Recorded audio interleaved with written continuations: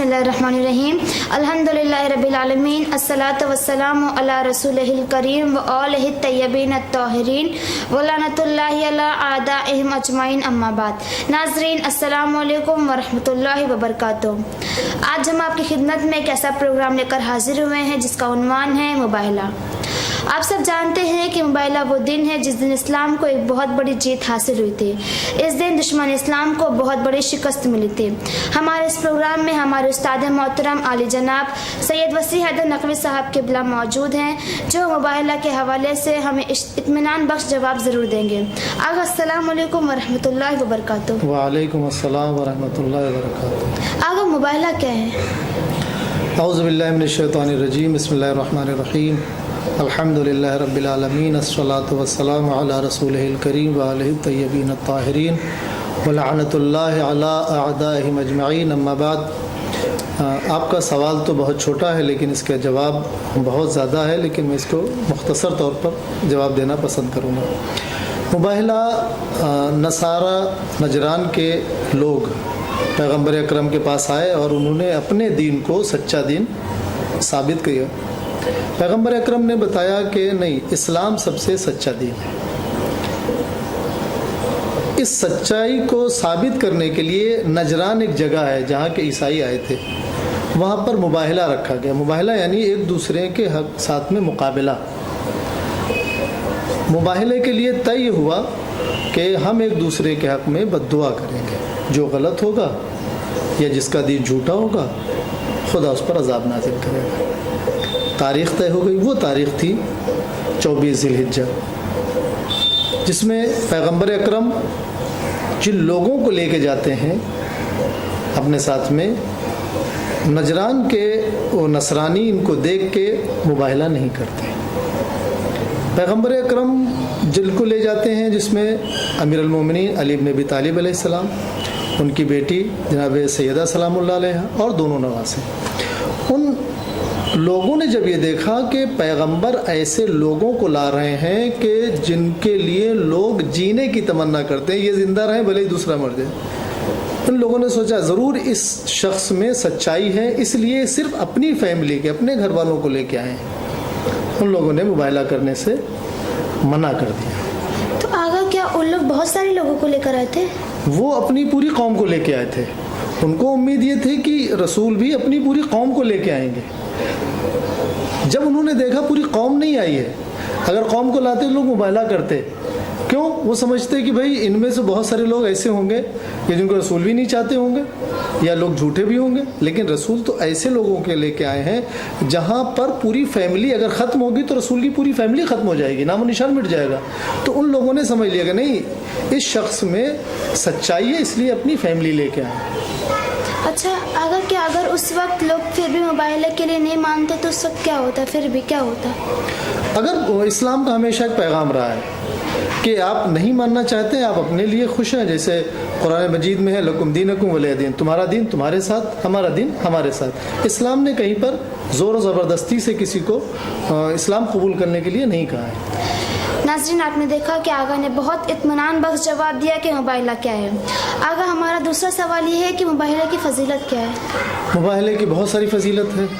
مباہلہ ایک ایسی فتح ہے، ایک ایسی جیت ہے نہ جس میں کوئی تلوار چلی، نہ لڑائی جھگڑا ہوا، نہ خون بہا، اور اسلام کو فتح یابی نصیب ہوئی۔ تو آغا مطلب آپ کا کہنے کا مطلب یہ ہے کہ جس طرح سے رسول خدا نے کیا کہ اگر بات بن رہی ہے، بات کرنے سے اگر ہم مطلب نے بتا سکتے اپنے باتوں سے لوگوں کو، دیکھو یہ صحیح ہے، یہ غلط ہے، تو ہمیں تلوار نہیں اٹھانا چاہیے۔ اسلام نے تلوار اٹھانے کے لیے حکم ہی نہیں دیا ہے کہ تم تلوار اٹھاؤ، لوگوں کو قتل کرو، اس کے بعد اسلام پیش کرو۔ نہیں، اسلام تو پیغمبر اکرم نے 40 سال تو بغیر رسالت کا اعلان کیے ہوئے اخلاق کے ذریعے سے پھیلایا۔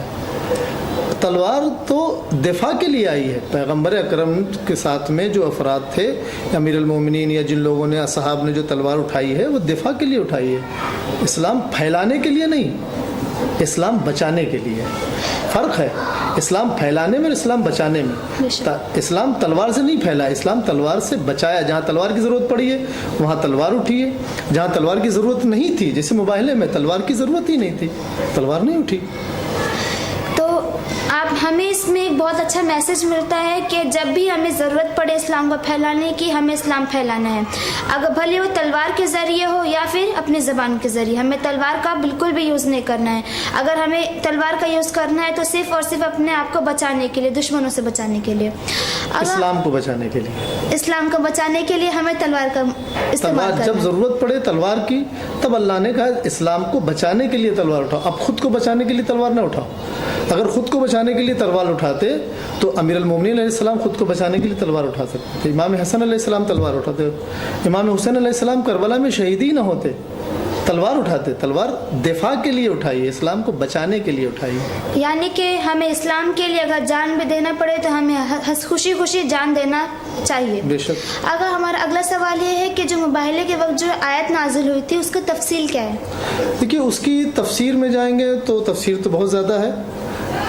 آیت نازل ہوئی، اے رسول ان سے کہہ دو کہ تم اپنے بیٹوں کو لاؤ، اپنے نفسوں کو لاؤ.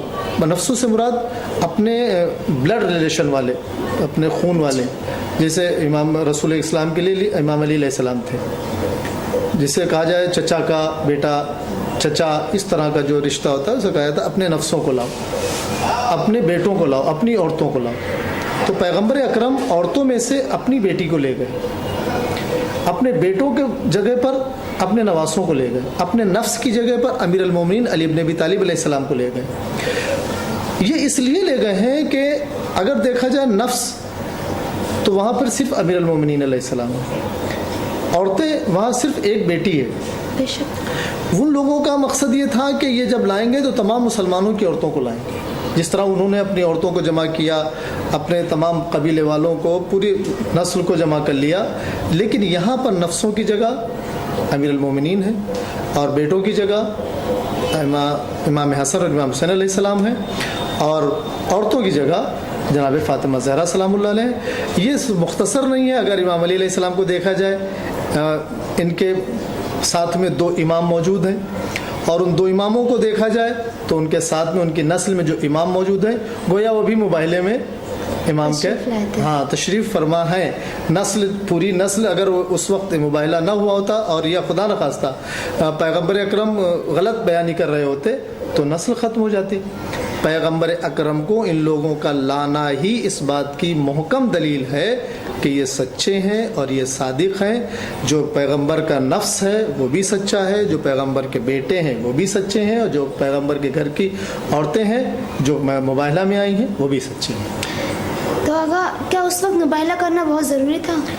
سامنے والوں نے ڈیمانڈ کی تھی. اسلام نے کوئی ایسی کبھی کسی کے اوپر کوئی بات تھوپی نہیں ہے. ڈیمانڈ ان لوگوں نے کی تھی، چلیے ہم لوگ مقابلہ کر دیں، ایک دوسرے کے حق میں بد دعا کرتے تو ثابت ہو جائے گا کہ یہ صحیح ہے کہ ہم صحیح ہیں. اس وجہ سے ہوا ہے. ورنہ اسلام کی طرف سے کبھی زبردستی بھئی آپ نہیں ماننا چاہتے، آپ اپنے گھر خوش رہیے اور ہم اپنے گھر خوش ہیں. آپ نہیں، امیر المومنین علیہ السلام ہر جنگ میں سامنے پہلے پیش کرتے، یا تو واپس چلے جاؤ یا اسلام قبول کر لو، ہم تم سے لڑنے کے لیے نہیں آئے. تو آگا انہوں نے ڈیمانڈ رکھی کیوں تھی؟ اس لیے ان کو اپنا دین ثابت کرنا تھا. دنیا میں کہہ رہے تھے یعنی عیسائیت جو ہے وہی سچا دین ہے، لیکن قرآن مجید کہہ رہا تھا نہیں، ان الدین عند اللہ الاسلام، اللہ کے نزدیک اب جو پسندیدہ دین ہے وہ اسلام ہے، جو پیغمبر اکرم پیش کر رہے تھے. مطلب رسول خدا نے نہیں کہا تھا کہ ہم مباہلہ کریں گے، بلکہ ان لوگوں نے کہا تھا کہ آپ مباہلے کے لیے آئیے. انہوں نے خود سے ڈیمانڈ کی تھی. جب ان لوگوں نے کہا کہ بھائی مباہلہ کرنا ہے تو اللہ نے رسول سے کہا کہ ٹھیک ہے، ان سے کہیے تیار ہو جائے ہمارے. تو اب اس دور میں اگر کوئی ایسا اسلام پہ کچھ جھوٹی بات کہے، ہم سچ کہہ رہے ہیں، تو کیا ہمیں بھی مباہلہ کرنا چاہیے؟ نہیں، دیکھیے مباہلہ یا جنگ پیغمبر اکرم کے لیے یہ تھا کہ وہ رسول بولتا ہی نہیں ہے جب تک وحی نازل نہیں ہو جاتی. ایک بات. بے شک. مباہلہ ہمارے لیے نہیں ہے، وہ یا نبی موجود ہو یا امام موجود. اگر امام زمانہ علیہ السلام کا ظہور ہوگا اور مباہلے کی ضرورت پڑے گی تو پھر مباہلہ ہوگا. امام کا ظہور ہوگا جب جنگ کی ضرورت پڑے گی تو پھر جنگ ہوگی. ہم لوگوں کے لیے دفاع ہے اور اسلام کو پہنچانا ہے، اسلام کو بچانا ہے. اگر ہماری جان اسلام پر قربان ہوتی ہے تو ہم اپنی جان قربان کرنے کے لیے تیار ہیں. ناظرین، آپ نے دیکھا کہ آغا نے مباہلے کے حوالے سے بہت اطمینان بخش جواب دیے. इंशाअल्लाह मैं तो इतना समझ रही हूँ कि आपको ये बात समझ में आ गई होगी कि मोबाइला क्या है, इसे क्यों करते हैं, इसकी फजीलत क्या है। नाज़रीन, अगले प्रोग्राम के साथ मैं आपकी खिदमत में फिर हाजिर होंगी। वस्सलामु अलैकुम वरहमतुल्लाहि वबरकातुहू।